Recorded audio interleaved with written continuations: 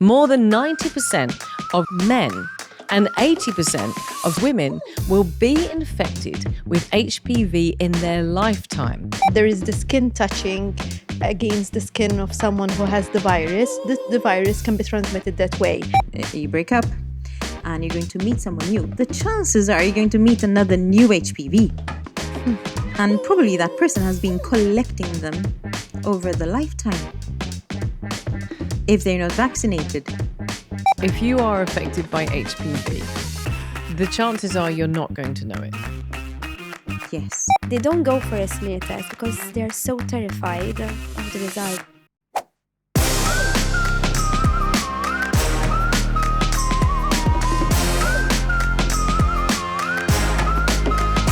Welcome to the She Word, conversations that women rarely have but really should. And I am your host, Trudy Kerr. In this special series, we're teaming up with the Vivian Corporation to look at health, beauty, and medical issues that we as women are navigating today. In this series, we're going to be exploring topics such as menopause, sexual health, and beauty to give you the information and lived experience to help you make the decisions that are right for you. In this show, we're tackling the topic of HPV. Now, this is a brand new term to me that I discovered in season 3. I had never even heard of HPV. But it's a critically important topic, and I'm absolutely thrilled that we're revisiting it. Recent findings state that there are 13,000 new cases of STIs in Malta every single year. And I will reiterate that mindfulness relating to STIs should be as much of a priority to women as getting our nails done or getting our hair done. It should be part of our thinking. In this show, we are specifically looking at the human papillomavirus, which is a common sexually transmitted infection. More than 90% of sexually active men and 80% of sexually active women will be infected with HPV in their lifetime. Around 50% of HPV infections involve certain high-risk types of HPV, which can cause cancer. But before we get started to talk about this incredibly important show, I would like to introduce my guests. Daniela Magro, how are you? I'm fine, thank you. Thank you so much for being here. You head up the Women's Health and Urology Business Unit at the Vivian Corporation. Yes, that's right. So this is your field. This is my field, yes. Brilliant. I'm Yes. so glad that you're with us. And thank you so much, Daniela, Thank you for for taking having the time. me here. Thank you. Chiara, Dr. Chiara Frendo Balzan. Hello. Hello. We've been here quite a few times. We have indeed. And it's so good to have you back. You are a gynecologist, and quite often when you're on any show, I am absolutely jaw-dropped because you give us information, knowledge, and insight that I, as a person of my age, should know and understand, but literally don't. And so much of what we do, we take for granted. And you have blown these topics apart. I remember the show we had on menstruation, and you sat next to me just here. Yes. And I was sitting opposite Rebecca, and Rebecca and I literally spent the whole show like this. Yes, that was true. Talking about Yes. menstruation, which is Yes. something. So I'm really excited because we touched on this topic of HPV in the sexual health, women and healthy sex show. And you were also here with my other guest, but you touched on it and I really wanted to talk about it even more because literally those statistics are mind-blowing. Yes, yes. So, Dr. Donia Gamoudi, thank you. Donia, thank you so much for being again on this show. You were on the show with Chiara when we talked about sex before, about sex and good sexual health. And this, again, as I said, this was something that we talked about there. We touched on it. But I'm blown away by the fact that we are still not having an open conversation. So I'm really glad that you're back here. You specialize in sexually transmitted infections, contraception, and sexual medicine. And you also lead the GU clinic. And so it's absolutely amazing to have you back. Thank you for being back. Thank you so much again for the invitation. It's brilliant. I'm really excited to be sitting around a table having an open conversation about sex. Yes. It makes me so thrilled that we're doing this. Go on. Do you know what? Because you said about sex, right? And you started the topic of HPV. It doesn't always mean sex means HPV. We don't want to put people off having sex because of those statistics, right? I think then at the end, there needs to be a take-home message of how we can help ourselves not to get HPV or how to treat HPV. But yes, I'm so grateful for inviting me as well, because we don't talk about HPV. And there's so many people don't know what HPV is. Even when I say the word HPV, you're like, huh? Like human papillomavirus. And I shorten it to HPV because it's a mouthful.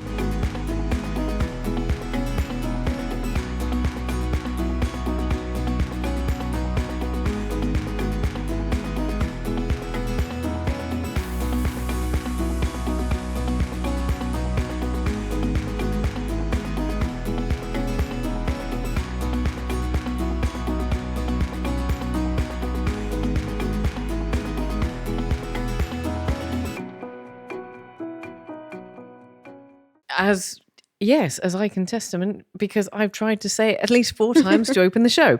Yeah. But let's stick with that, because we did talk about it in the show that both you ladies were on about good sexual health. And I had literally never heard of HPV before. Okay. And I'm just had a very big birthday, and I've gone through half a century without knowing anything about this. But if we look at the statistics whereby it's 90% of sexually active men, 80% of sexually active women, it's obviously extremely common. So my first up for all of you is, what is it? So HPV, as Dr. Chiara just mentioned, it stands in short, it's HPV. The long term for it is the human papillomavirus. So as its name implies, it's a virus, it's not a bacteria. So antibiotics, for example, will do nothing against it. It's a virus which is transmitted through skin-to-skin contact.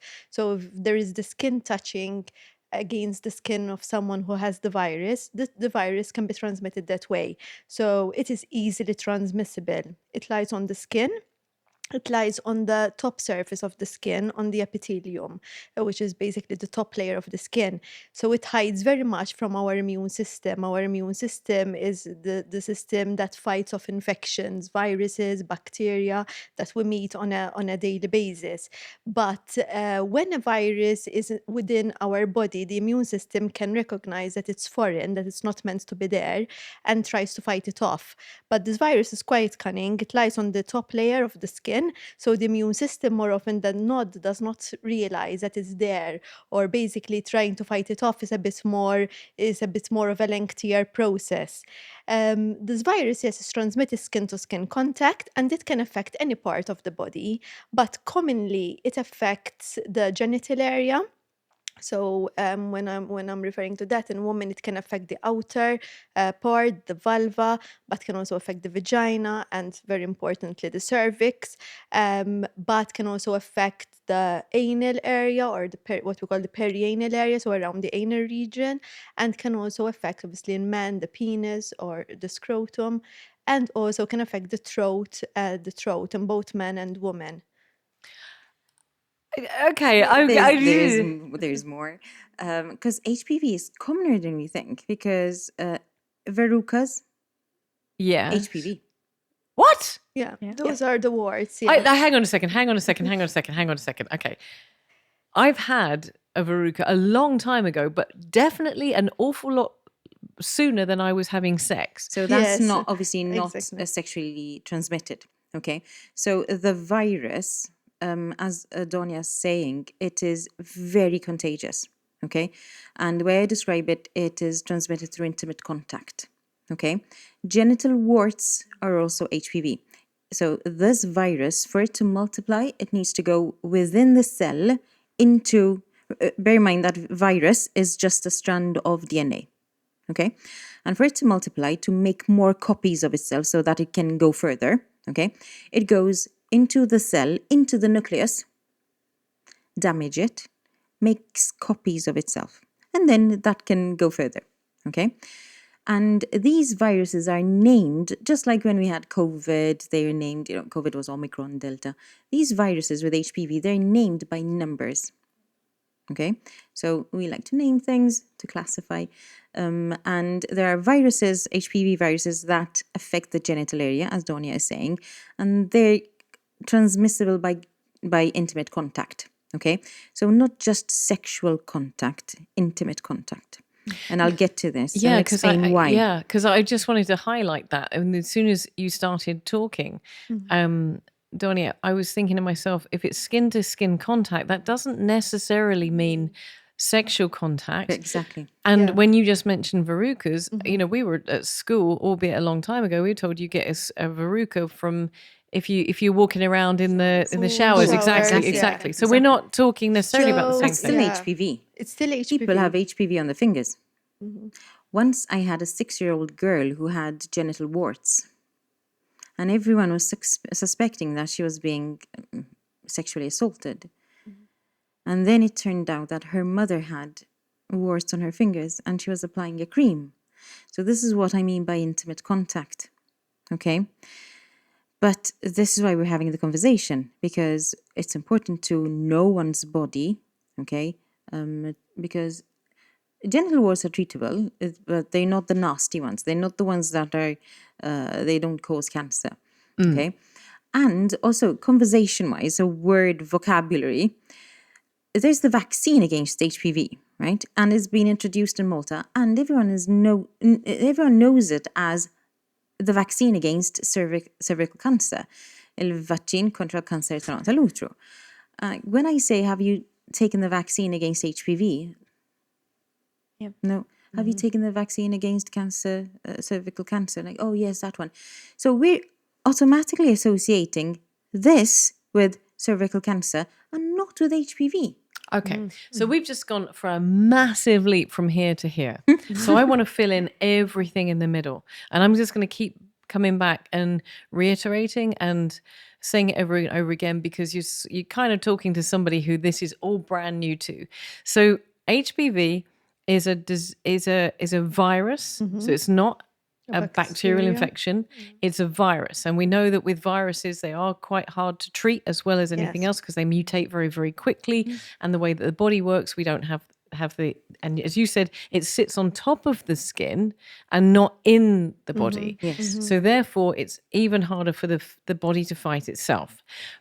It's very common, and it's spread by touch and contact. Yes, skin to skin contact. Skin to skin Yes. contact. Then I tell my patients, obviously, I tend to see HPV affecting the genital region. I don't tend to see the warts or HPV affecting the hands or the soles of the feet. And as you mentioned, warts on the hands and the feet are very common in kids. And although you would have gotten them through close skin contact, obviously when HPV affects other parts of the body, not the genital area, they are not considered as a sexually transmitted infection. But when we have HPV affecting these areas that I've mentioned, around the genital area, around the anal region, the throat as well, in those cases, close skin to skin contact, intimate skin contact in that region tend to happen during sex. So for that reason only, it is considered as a sexually transmitted infection, or an STI in short. But if I have HPV affecting my hands, then I don't have an STI. It's more of a labeling thing. But if I have HPV affecting my vagina or my cervix, then I do have an STI. So so the fact that it's an STI is the region that it appears in. Affects, exactly. Okay. Yeah. So when we're looking at HPV and we're looking at what it looks like, how I would know that I've got it, is it just warts? Is that okay? What is this looking like? Warts is the obvious sign of HPV. Again, they're not the nasty ones, they're benign. So they are not sinister, they don't cause cancer. Okay? And this is where needing to check before we get symptoms. Okay? This is when we do our smear tests. Because with a smear test, you'll be able... Now, I'm going to go back to basics so we explain a little bit what a smear test is. It's when the doctor, gynae, GP, they insert a speculum in the vagina, have a look at the cervix, which is the neck of the womb, and take a brushing of the most superficial layer of cells. And that's when at the lab, they look at these cells and they see, are these affected? Are these abnormal or not? Remember going back to, have they got good nuclei or not? Because if they look abnormal, then that can mean that it's a viral infection. Although there are other reasons why they can be abnormal, like chronic inflammation, like even development. So a young girl going through puberty can also have abnormal cells. So I don't tend to do smear test too early because it can give us a false positive. But when this is picked up at the lab, these cells are abnormal. That means the top layer, the most superficial layer of cells, are affected. Okay, so let me jump in there a second and put HPV just to one side for just a moment. Okay, because we know as young girls, as teenagers, and then going through adulthood, that we should be having regular smear tests. When sexually active. Okay. Because This before is then, good. Yeah. where are you going to get HPV from if it's through intimate contact? But I'm looking at smear tests in general. So Give smear me the test. guidance on smear tests in general, and then we'll look at HPV. So smear tests in A smear general. test is a test to pick up abnormal cells that can lead to cancer. Okay? And 98% of cervical cancer is from HPV, which by logic, you cannot get, 2%. If you're not sexually active, if you're not going to meet HPV, your chances of getting cervical cancer is going to be close to zero. So let me get this right. When we have a smear test, Yes. that's largely what you're looking for. That's it, not largely, that's it. Oh, You're looking for the effects of the HPV virus on The your abnormal cells. That's it. okay. So not anything else. You're not looking for I don't know, chlamydia or No, exactly. And this is well done for bringing it up. Whoa! Yeah. This is Because why I a lot always of explain. people do think that they're having an STI checkup. So I say, okay, have you ever done an STI checkup and what were the results? And they go on and tell me, yes, I do it every year at my gynecologist. And I say, but what are you having done? Is it a smear test or is it an STI checkup? And they tell me, but it's the same. I say, no. Well, it's a I'm complete- really glad we had that conversation because that has just totally undone all of my thinking. Okay, so a smear test is specifically for HPV. Precancerous cells of the cervix. Full stop. Exactly. STI screens, I send them to Dr. Donia. I can do this, mate. STI screens. Okay, so let's talk about good sexual health for a second in general. You've just mentioned that people like myself would have come to you and said, well, I've had a smear test, so therefore I've had my sexual health checkup. Check. And you would say, no, you need to do what? You need to do, so if you want to do an STI checkup, it will involve a swab also from the vagina, or in case of men, a urine sample, and it is specifically checked for sexually transmitted infections. I'll just mention the two most common ones, the chlamydia and gonorrhea, but it is a separate sample. It's a separate test from the smear test. Wow. You see how every time you sit at this table, ladies, I get my mind blown away. Now, I have avoided smear tests for almost all of my adult life. I know you prompted me into going back and getting smear tests done because I think the now that I know that they are specifically for HPV, now my mind is really blown apart. But I think we assume they're going to be painful, embarrassing, uncomfortable. They're really not that bad, and they're very quick, and you just get them done, right? Absolutely, absolutely. And it's important to get them done before there are symptoms. Okay, and what do I mean by symptoms? If we get, because you said, how do we know that we've got HPV? Yeah. A smear test will test, and remember, this is a lab test. This is not something I can see with the naked eye. Once those cells are so damaged, then it's beyond, it becomes into a cancer region now, okay? And we get 15 women diagnosed every year with cervical cancer, Malta. Okay, let me come back again a little bit way before that. So if you are affected by HPV, the chances are you're not going to know it. Yes. And the chances are you're not going to have outward physical indicators. Yes. That's why we test every year. So every year we should be getting a smear test. Yes. Every year or more than frequently? Well, in The national program yes, is national programs every 3 years, years. but this is logistics as well. It's not possible to screen every single woman every year. So luckily, we've got a hybrid system where I tend to encourage my patients, because that's there's a recall every 3 years.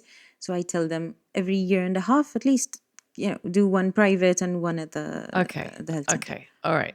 Okay. I think I've got this. So then you go get the smear test and you'll get your results one way or another. But you did mention warts or such. Yes, if it gets that far, yeah. you're in trouble. No. No, That's, I so think- warts are the benign one. Are the benign ones. So I think if we go a step back before we go into cancer of the cervix and the screening test, when we speak of HPV, we're speaking of an extremely big family of viruses. We're speaking of around 200 viruses or more. And as Chiara mentioned in the introduction, we tend to like names, but in this case, the name is a number. So we have around 200 different types of the HPV virus. But in general, they are divided into two big classes. We speak of low-risk HPV, and there is the high-risk HPV. Okay, although I tend to discuss this with my patients, like I say, like you and your cousin, for example, you have similarities. You have a same surname, or you have similar eye features, but one might be tall, the other one is short, one is blonde, one is dark. So you might not know they're cousins, but there are some linkages between the two. And the low risk are the ones which cause the warts or the verrucae. Call them whatever you want. So the warts are not nice to have. They are lumps on the skin. And they can affect, as I said, any part, but maybe for the scope of today's discussion, we'll focus on the genital region, not on the warts of the hands or the feet. But they're not nice to have, but they're not dangerous. But they are telling you that you have the HPV virus. So if you have the wart, you for sure have the HPV virus, because it is only the human papillomavirus which causes the warts, nothing else. Okay? Now, the warts, we remove them for aesthetic reasons because they're not dangerous to have. And a wart is just a cluster, if I'm getting this right, is a cluster of abnormal cells that have multiplied. It is, yes, you can consider it like that. It's like a lump on it's a lump on the skin, which is caused by HPV. It's a cluster of cells, basically. And I'm smiling with Chiara because she can see I'm finally, the penny is dropping and I'm getting my head around this. Okay. Yeah. And we remove the warts. There are various treatments that we can do. Some are done in clinic. Some are creams that can be bought from a pharmacy, and this can be applied at home.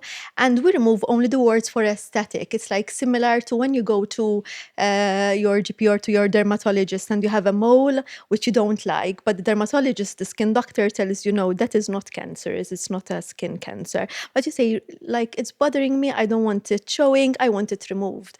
And the dermatologist will tell you, okay, we will remove it, but for aesthetic reasons. It's not because clinically we have to remove it. And the same goes for warts. Most patients end up wanting to remove the warts because they can grow and they're unsightly and people can become a bit conscious of their image. But we remove it purely for aesthetic reasons, okay?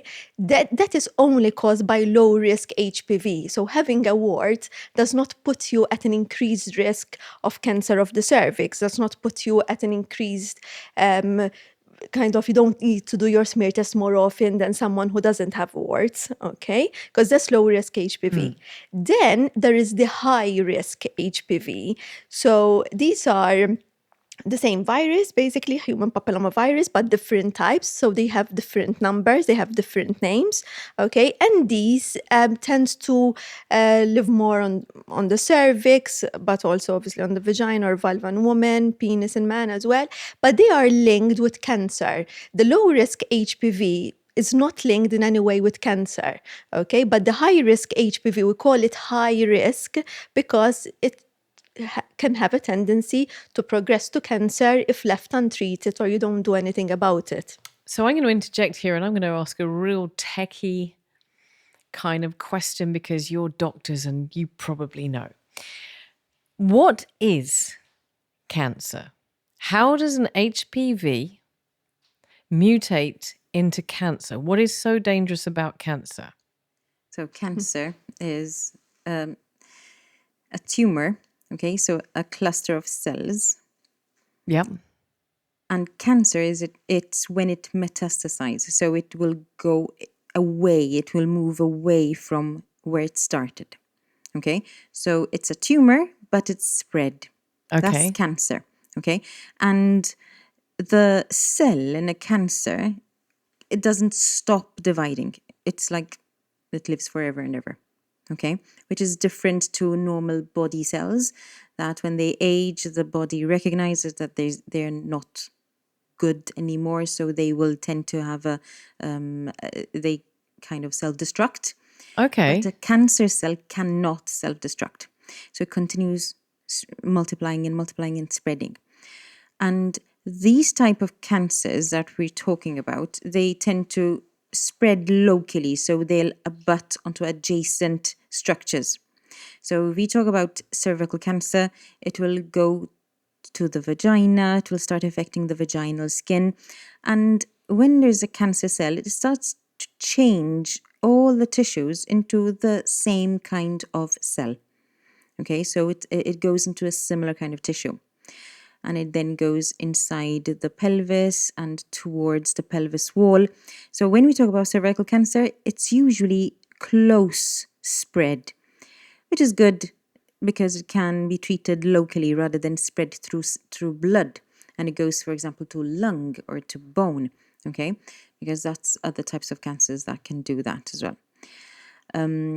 And yes, if I can add to that, yes, the HPV is what we call an oncogenic virus. So it causes cancer because it has the potential. So in that case, the medical term is an oncogenic virus. So it has the potential of changing, because as Dr. Chiara just described really nicely, it is the division of cells, as in the replication of cells, the multiplying of cells in an uncontrolled fashion. So the cells start dividing really fast and haphazardly, and that is why tumor forms and cancer forms. And the HPV is what we call an oncogenic virus. So it has the potential of converting, of changing the genetic material, the nucleus of our cells into abnormal cells, basically. Okay. But it's slow. Okay, there is no need for panic. I was about to say I'm wonderfully terrified now. No, I saw your face. But this process is so slow. It can take 10, 15 years from an abnormal smear test until we get a cancer result. So this is why every year is enough. You don't need to come every 6 months. Okay, even immunodeficient, so people who have HIV or their immune system is not the best. Okay, they don't even need to come that often. In fact, guidelines in the UK, it's once every year. Once a year. Going back to immune system fighting the HPV. But it's very slow changes. The HPV, and it actually doesn't mutate so fast. Okay, it doesn't mutate. It's just there. It causes slight changes. I like your smile. It's of the friendlier cancers. Because HPV, right? This is why I'm passionate about HPV. We've got the high risk, we've got the moderate risk. So when it comes to cervical cancer, there's two numbers, and I'm going to say numbers so that it creates less confusion. There's 16 and 18. These are nasty, okay? They're high risk. Why? Because the body takes longer to get rid of them. They stick into the cell. It's difficult to get rid of them. Then we've got the moderate risk ones, and the all in betweens, basically, not the wart numbers, which is 6 and 11. 6 and 11. Mm-hmm. So we got 32, we got 36, 52, 56, yeah. They all these numbers. So the moderate risk ones, if you have a good immune system, it might take a while, and you probably don't even know you've got HPV, and it will just remain there dormant. And then you go through a phase where you're stressed because you got exams and you got, moving house. And then you go for a smear test and you've got an abnormal smear. And you get to the HPV swab test and like, oh, there's 52. Well, hang on. I got to stop you because you just mentioned something. You're just saying that you could have HPV, it's dormant. Yeah. And then you go through a stress period. Yes. And it activates. So immune system and stress. To me. Okay. Okay. Yeah. When we're stressed, everything goes haywire. Stress is the opposite of healing. Okay? Stress is not good for the body. Okay? Viruses, they tend to remain in our bodies. Even with Epstein-Barr virus, the HPV, the kissing disease, viruses, the cold sore, that's another virus. Herpes virus. Herpes, these remain dormant. Bacteria, chlamydia, gonorrhea, syphilis, they get Treat them. You treat. But viruses, they may remain dormant, so you probably won't know that you've got a virus. You don't know when you got it from. It could be your first partner, it could be your second to last, and it's not a sign of promiscuity. Okay? It's not how many people you've slept with. It's sexual activity. So you could sleep with one person, and if that person has got HPV, then you probably will get HPV. Okay? And statistics, in the first 6 months, you'll get some HPV infection. After sexual debut, in the first 6 months, you'll get HPV. Yeah. And this is why the HPV vaccine is very good. Okay, whoa, stop. Don't go to the vaccine just yet. We're going to get to the vaccine because you've been very quiet, but I know that you're going to want to talk about the vaccine. Before we get there, because I'm honestly having one of those shows where my mind is blown. We need 2 shows, I Absolutely. guess. I think we need a whole series on this, and that's why we're doing this. But just there are a couple of things that I think I want to just backpedal on, and that is that a smear test is specifically for HPV. Correct. And not for HPV, for the Abnormal effects of cell. HPV. Yes. Effects of HPV on the cells. Exactly. Yes. Okay, got that. So a smear test is specifically to look for the effects of HPV on cells. You're looking for the abnormal effects. It is not a sexual health test. No. In that it does not do enough to give you a clear sexual health certificate. Correct. You have other things that you have to do. I want to be super clear about that because I feel like I'm learning this for the first time too. Then also HPV can range from next to nothing. It's like I'm going to be technical. For one thing I do know is that the common cold, back 20 years ago, there was 252 known cold viruses. And the reason that you get a cold one more than once is because you're not getting the same cold. And they can range from mild cold to aggressive cold and something that's going to knock you out and everything that's in between, because it's under the rhinoviruses umbrella, but they have a lot of different... It's a spectrum. Absolutely. So we're talking about something similar like that. Something similar. So something where it could be mild, it could be a verruca, it could be something that sits on the skin, it could metabolize in that form, or if it's through sexual contact and it's close skin contact through sexual contact, then there's a possibility that it's going to affect you. 80% of women are going to be affected by an HPV virus. But even within that, you have a scale of something that's very mild to something 50% are potentially cancerous. You also said that they could sit there for a long time. They don't necessarily flare up. You won't necessarily know that they're there. They could be dormant, sitting there, minding their own business, happily hanging out with their other HPV cells, just doing their own thing. But they might be triggered by stress. But they are so slow that's why you only need to have a smear test to look for them every year, 1.5 years. Okay. So here's my next question. Yep. Before we even get to a vaccine, once you've spotted an HPV virus in the cervix, before we even get to cancer, what you going to do? What do we do if it's mild? What do we do if once it gets to cancer? Nothing really.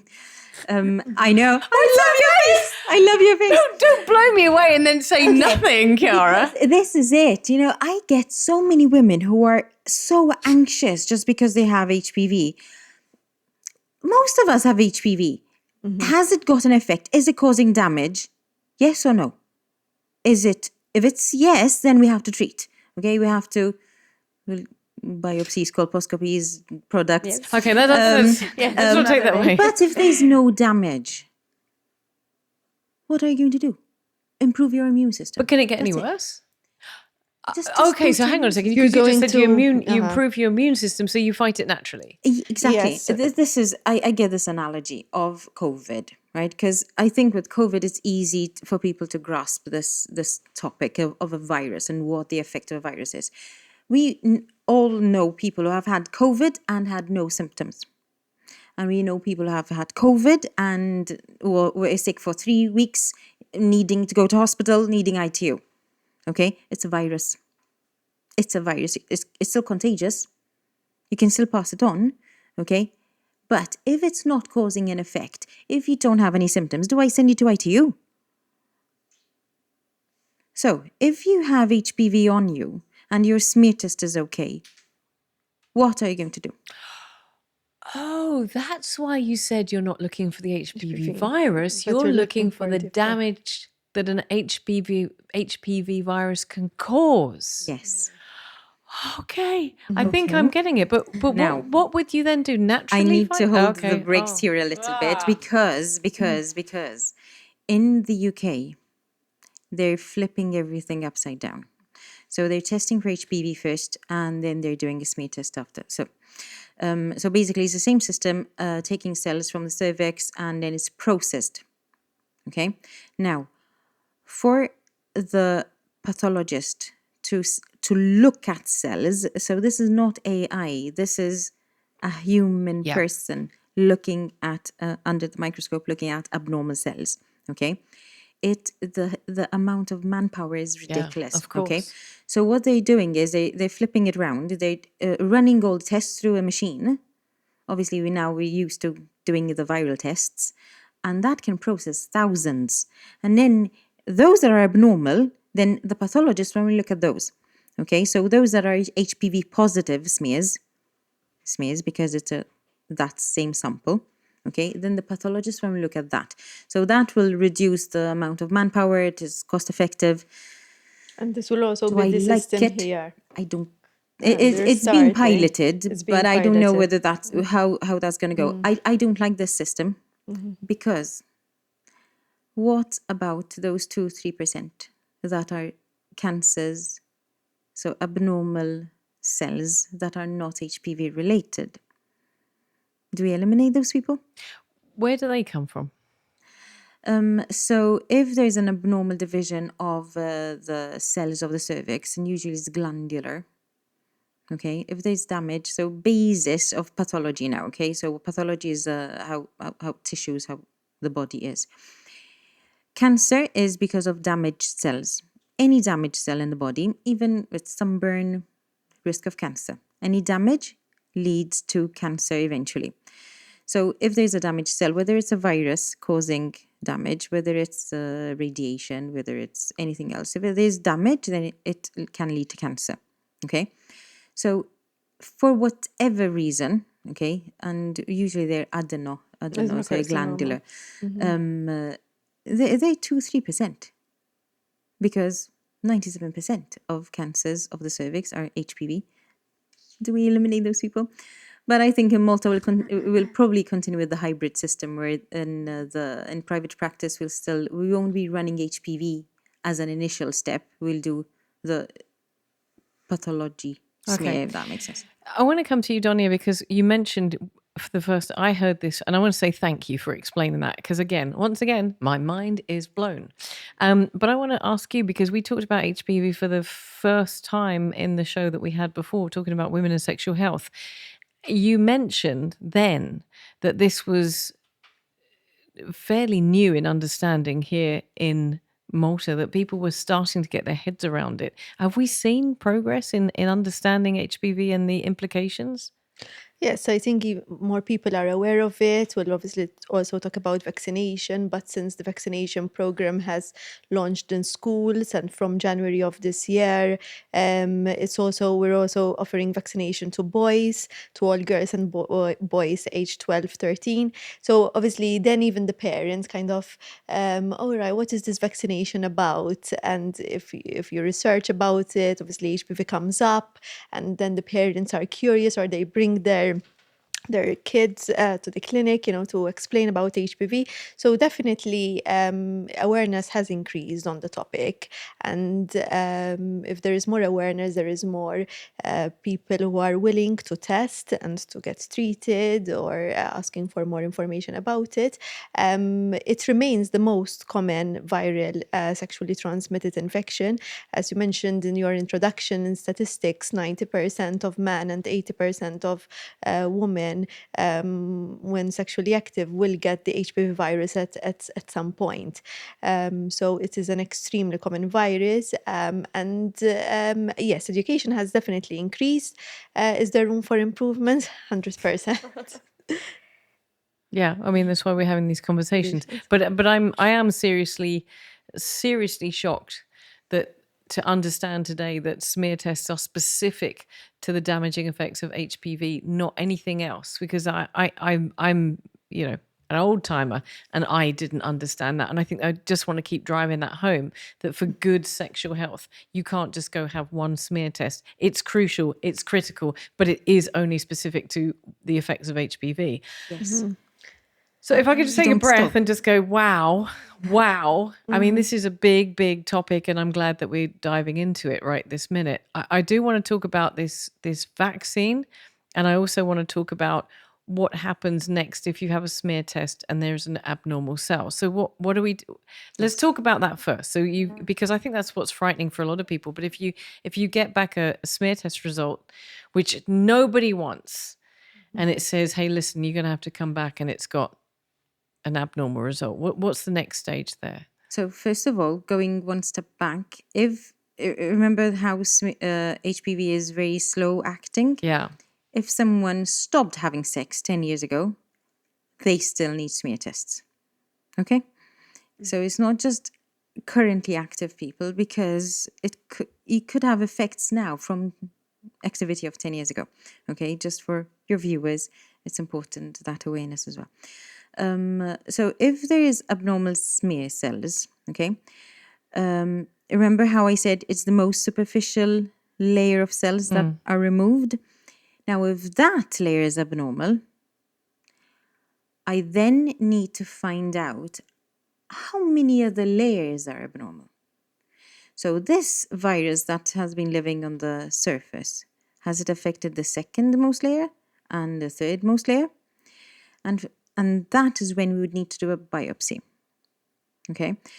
Most times, an abnormal smear. What is a biopsy? So biopsy is a slight pinch of the cells of the cervix. Okay.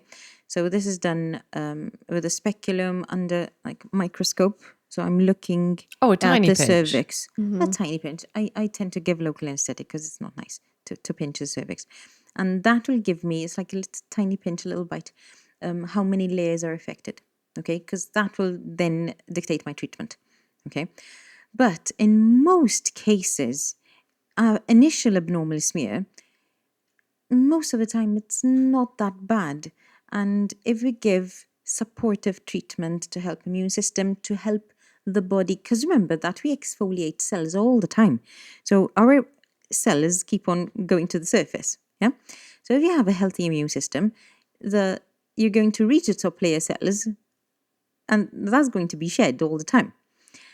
So if we give vitamins or we give certain gels that will help heal, help the new cells come up healthy, then a repeat smear test after 6 months, because we'd need to repeat to see if that is persisting, probably is going to be normal.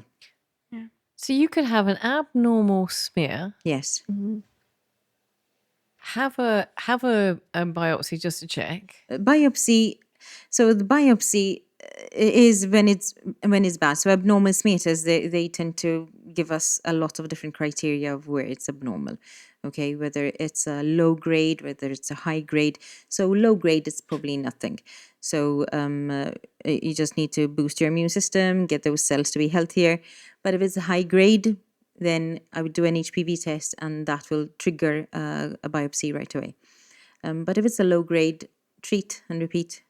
And if it's persistent after 3 smears, then And well, those let's do smears are about how far apart?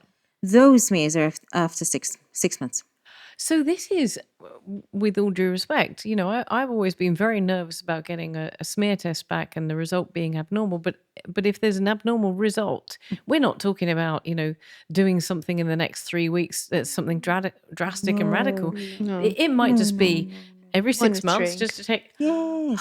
That's why we need to get our women to get a smear test done, because I've encountered women, I'm not sure yourselves, of actually they don't go for a smear test because they're so terrified of the results. But as Dr. Kerr is mentioning, okay, you get an abnormal test, but if that like low-grade lesions caused by HPV, there's actually something that can be done. It's not the end of the world. No, I went 48 years without my first smear test. so- So there you go. Yeah. This lady talked me into it. And thankfully, it was, and I've had ever since. I've had one now every year ever since. So you converted me, Chiara. Well done. Take good care of my Pleased. vagina. Okay. Had to say it. Okay, so we're talking about if there is something a little bit more serious, then obviously there is a due process. Yes. But really, with HPV, not to get alarmed because it's very common, not to get alarmed because it's treatable and the body will deal with it naturally in a large portion of Yes. of cases. Yes. So, and then if it has developed and it has metastasized in something a little bit more frightening, then there are ways of dealing with that as well. But going on what you've just said, Yeah. the growth timeline is so incredibly slow that if you are having regular smear tests, Yeah, you can catch it before it gets to anything that's too serious. Exactly. Okay, now I understand. Talk to me about Talk to me about the vaccine, though. So, okay, let's go back. Okay, so You the guys keep wanting me to go back. I'm sorry. I'd love to go back before we go to the vaccine now. Okay, all right, okay. Are you gonna go If first? we Yeah, go sure. every year and you've always had a good smear, and 1 year you have an abnormal smear and there's HPV, and you've been in a relationship for the last 8 years, it's not a test for infidelity. Okay? It says nothing about who's been cheating on who, nothing. Okay? Because remember that HPV could have been there 10, 15 years before. Okay, this is really important. First of all, wow. So it could be that I could have had a sexual partner 15 years ago, that from that partner, they were one of those 90% of men who carry an HPV virus. I got an HPV virus. It's been sat there, but I've been chill. I've been in Golden Bay hanging out and relaxed. And suddenly I'm working really hard and the stress comes. So something kicks in to activate that HPV virus because we're now in a stress situation. And now it's sort of saying, hi, I'm here because you're really stressed out. Exactly. So that's really worth noting, because I think that's also a reason that people don't go for smear tests and for STIs because sometimes they don't want to know. And it's a major cause of anxiety. Obviously, knowing about HPV normally triggers a lot of questions and a lot of anxiety. And obviously, the first thing you do, you go on Google, you write HPV, and cancer comes up. So they're already really stressed and anxious that they have a virus that can lead to cancer, and then they find out that it is a sexually transmitted infection. So what does this mean to me? Does this mean that my partner is cheating, is being unfaithful? So it normally triggers anxiety from more than one different front. So yes, I think one important take-home message that we need to obviously project to our viewers is that HPV is not a sign of unfaithfulness. It's not a sign of infidelity. As Chiara mentioned, this virus can be dormant in our body for a long time, and then for some reason it decides to come out and gives us problems. And the other thing is, normally what happens is, so we do recommend that people that are diagnosed with HPV, they do get screened for other sexually transmitted infections, because just like you could have contracted HPV through sexual routes, you could have acquired another bacteria or another virus. So it is recommended that they get screened for other sexually transmitted infections.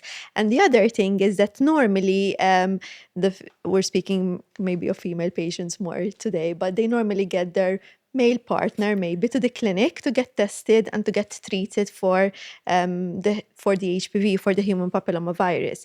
But it is very important to say that men, we don't have an accurate test to test men for the HPV virus. So although we have very good DNA tests for HPV and also smear testing, but if I'm seeing a man and he comes to the clinic, he's really anxious, he tells me, my partner has been diagnosed with HPV, please test me for it. And usually my answer is like, sorry, I don't have an available test, an accurate test for HPV. Sorry. Yes. Okay. We are lucky. Oh, We are lucky. oh, hang on a second.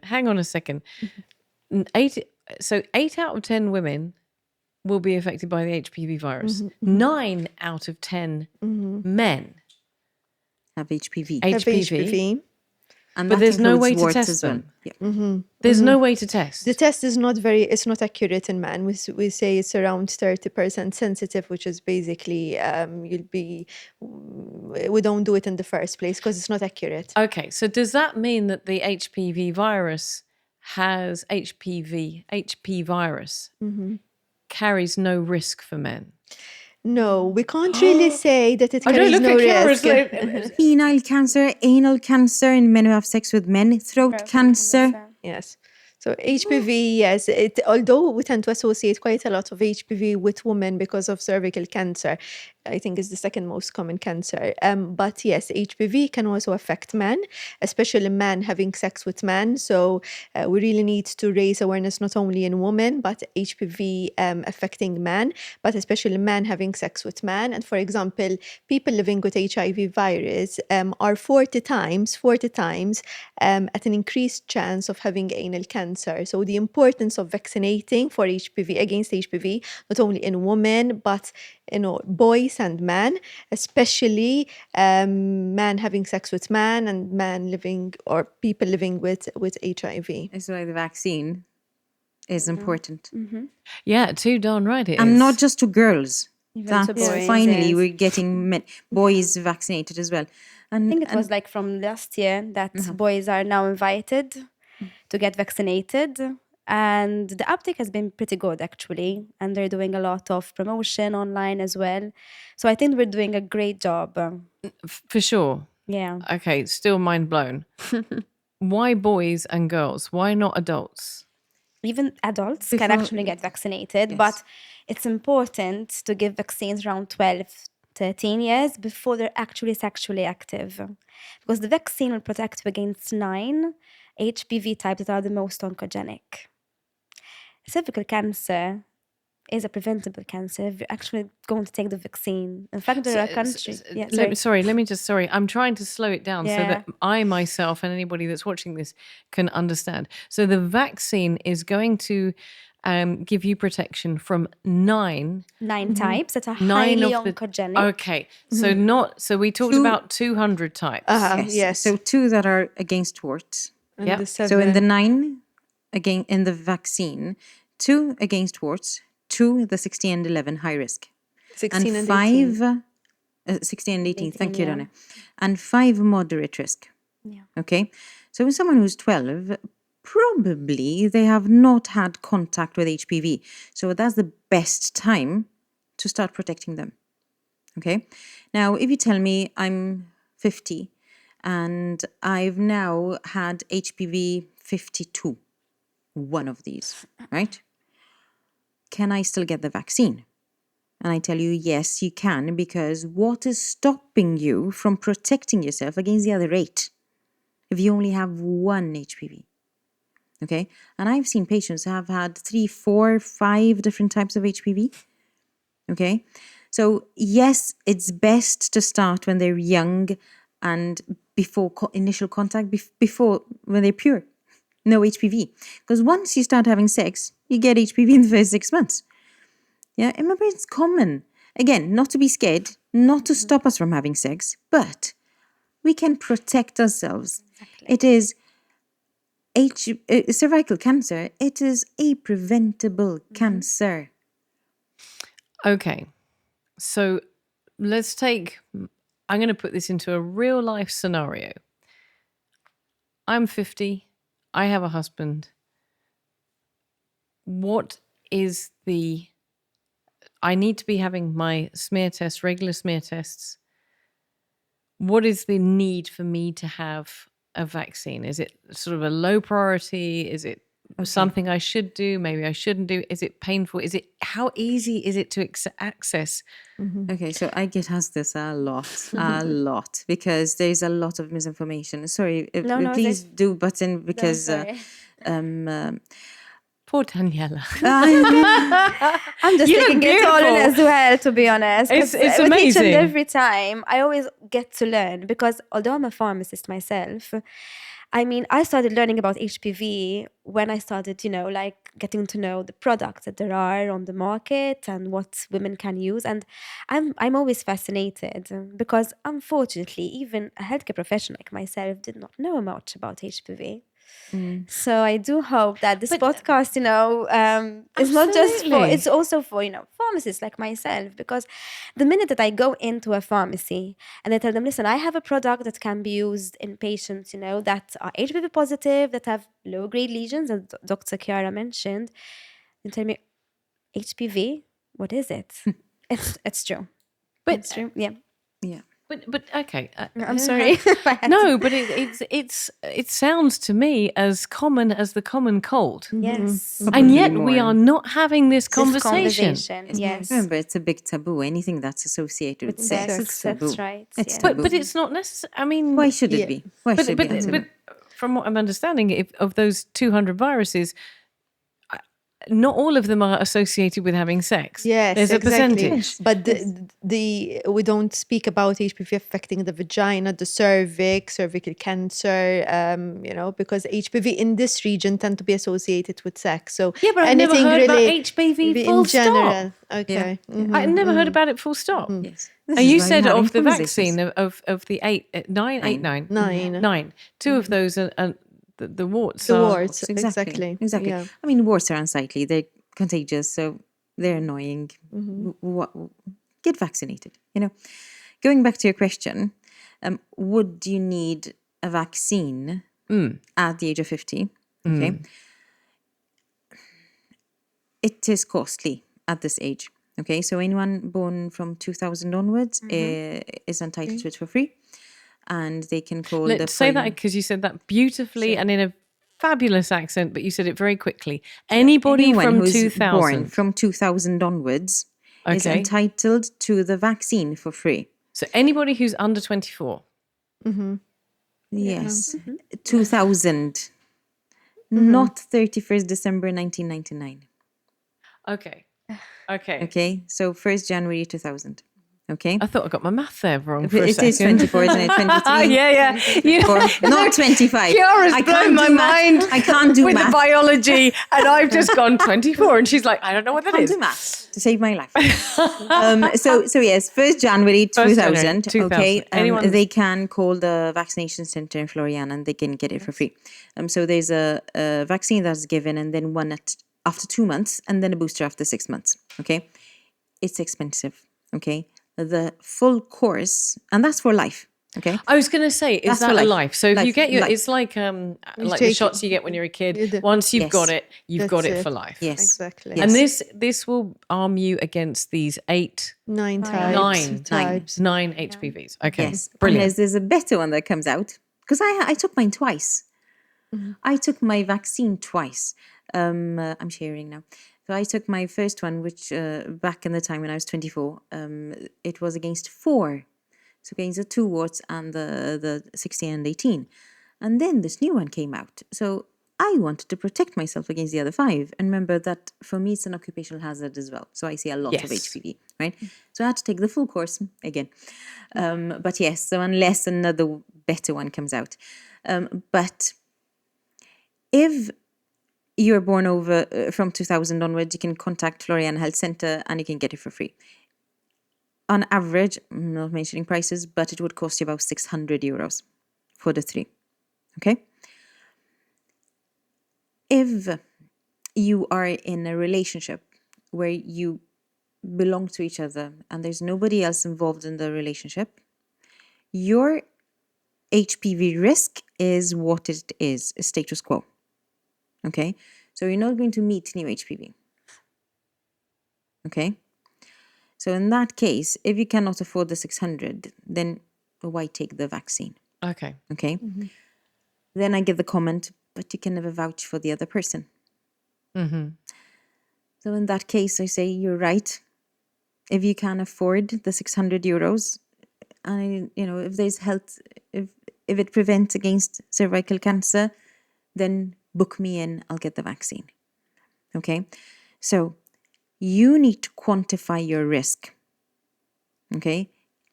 HPV vaccine, it's a vaccine. It will protect you when you encounter HPV. Okay? So it's from now onwards. Okay? It's not going to treat what you've got. Yep. Okay? So if you're in a relationship and that all of a sudden you break up and you're going to meet someone new, the chances are you're going to meet another new HPV. And probably that person has been collecting them over the lifetime if they're not vaccinated. Wow. When you put it like that, You see what I mean? So it's is- it's like collecting cards, isn't it? Do you know, you have to be a little bit on the careful side here. Yeah. But one thing I'm going to keep coming back to, because you rightly kind of explained my scenario. I have one sexual partner. I'm married. I'm on the other end of the age scale. So I'm in that scenario. My risk is what it is. Exactly. But as long as I keep coming and getting my smear test, Exactly. Yeah. the progress of any cells to start getting damaged and turn into cancer is very, very slow. And I would say the other thing is that I'm going to take home to my husband tonight is I got to chill out. We got to go on a really nice holiday. I got to bring that whole stress down, right? You know what Indeed. I'm, no, I'm just kidding. And some wine. Exactly. I don't think that's what we need to be advertising to prevent HPV, but I like it. But that is where we're looking at. If you've got a lot of stress in your life, then you're gonna push a higher And risk. if I can add something else, yes, it is a case by case basis. So obviously the government offers the vaccine for free to to all boys and girls born 2000 or later, because obviously when the government is doing a vaccination program, they would want the biggest return on investment. If the money was not a problem, they would vaccinate all girls or boys, all men and women. It is licensed. We have to say that it is licensed till the age of 45, but it can be given even at a later age. But then if you have someone who has recently maybe separated from their partner or is having sex with new sexual partners, then definitely it is recommended to be vaccinated because, as it was mentioned, you can meet obviously new HPV. And when it comes to lifestyle factors, and we're speaking about the immune system and reducing stress, going on holiday, definitely it helps. But there we go. You heard it here first from Donia. But a major thing which really leads to persistence of the virus, is smoking. So people who smoke tend to take twice as long as non-smokers to get rid of the virus. So in general, the HPV virus is a very persistent virus. So it's not like a cold, although there are quite a lot of similarities with other viruses. But the persistence is something which is really typical of the HPV. So it's not like you're sick for a week, you're sick with a cold for a week, and then 1 week later, all is gone and you're back to normal. With HPV, it tends to persist. On average, we say between 6 months to 2 years. if you're healthy and your immune system, and you're taking good care of your immune system, and you're using the products that are available in the market to help increase the clearance of the HPV virus. But if you're a smoker, the studies tell us that the time for you to clear the virus is actually double that of a non-smoker. So I think if you have HPV and you smoke, I think it is an important thing to reflect and maybe This is consider. not stress relief. Smoking is not for stress relief. Okay. Well, in I that mean, case. exactly that. I mean, that's the same with any virus. And the viruses respond to smoking in the same way. Smoking is damaging to any immune system because you're basically breathing in the toxins and it damages. But something even more than the usual, because doubling of the time that you need to clear the virus is something that we don't see with other viruses. As you rightly said, obviously smoking is not good for anything, you know, but especially for the HPV virus, there is really a strong association between the two. And the people that tend to have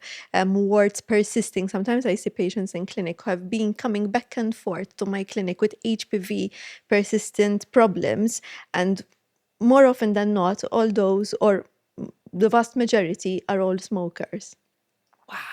Yeah, and we don't do the the colposcopy, the biopsies, and the procedure to remove the layers of cells, only in smokers.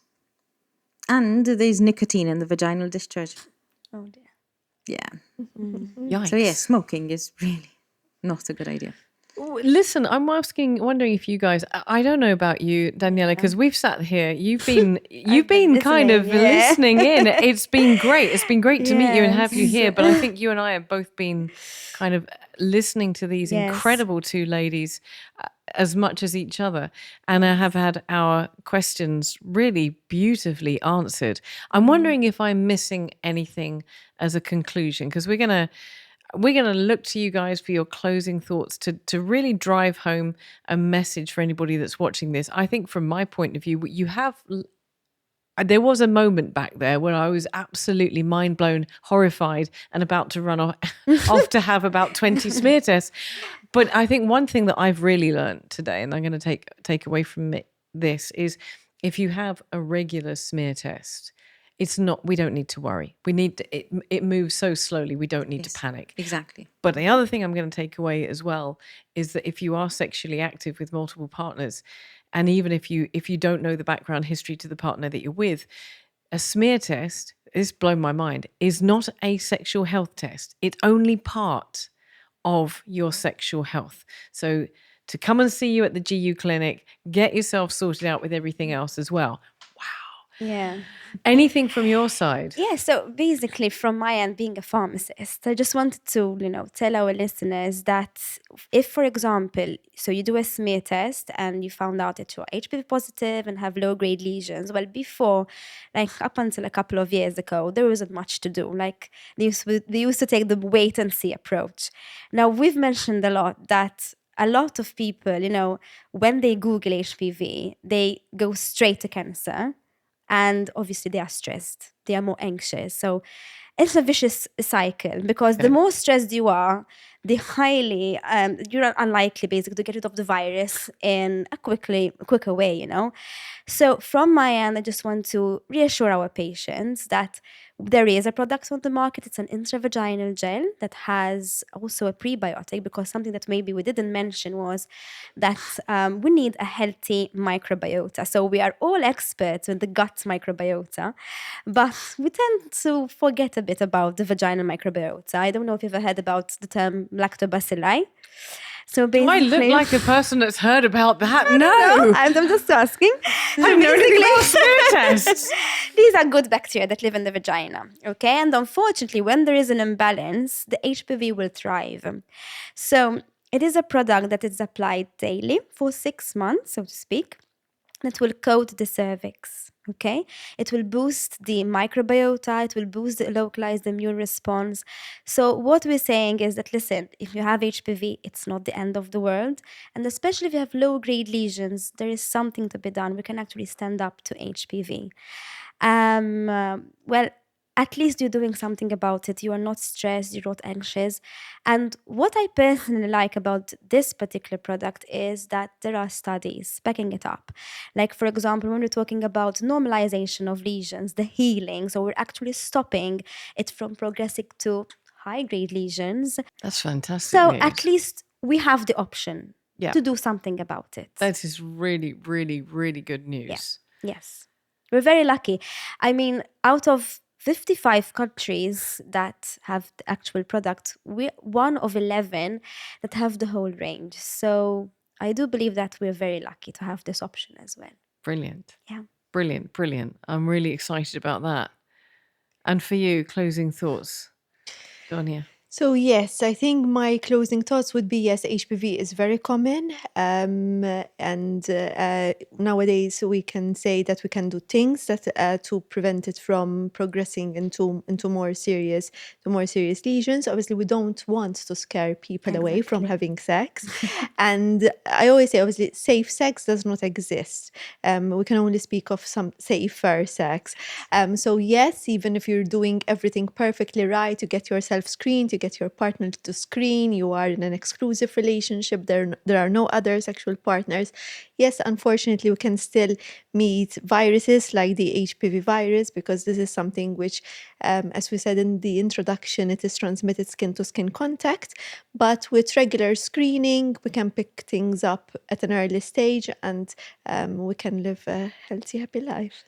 Safer sex. You said that safer sex. I remember from the show before, we were talking about safe sex and you corrected me and I've written it down for today. Safer sex, not safe sex. Exactly.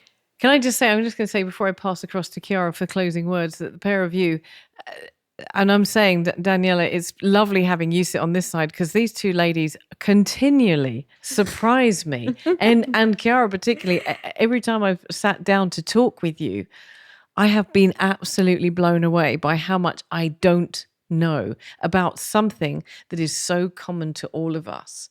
So I'm going to ask you, Chiara, closing thoughts, please, on this show. Am I going to blow you away now? Yeah, you can if you want. Because we didn't mention condoms. Yeah. Okay. Because condoms don't actually protect you from HPV. Remember, it's skin to skin. Hi, I did it. So yes, so condoms are important for all of the other STIs. So HIV, chlamydia, gonorrhea. Okay, so they're important. They're a barrier. But remember, it's skin contact. Okay, so if there is virus on the skin, it's not going to be in the fluid. So it's not going to be held trapped into the condom when he ejaculates in the condom. So doesn't mean that using condoms you're protected from HPV. No. Vaccine, a healthy immune system, stop smoking, go for your smear test annually, and reduced stress, holidays. Yes. Chiara said it. Thank you so much.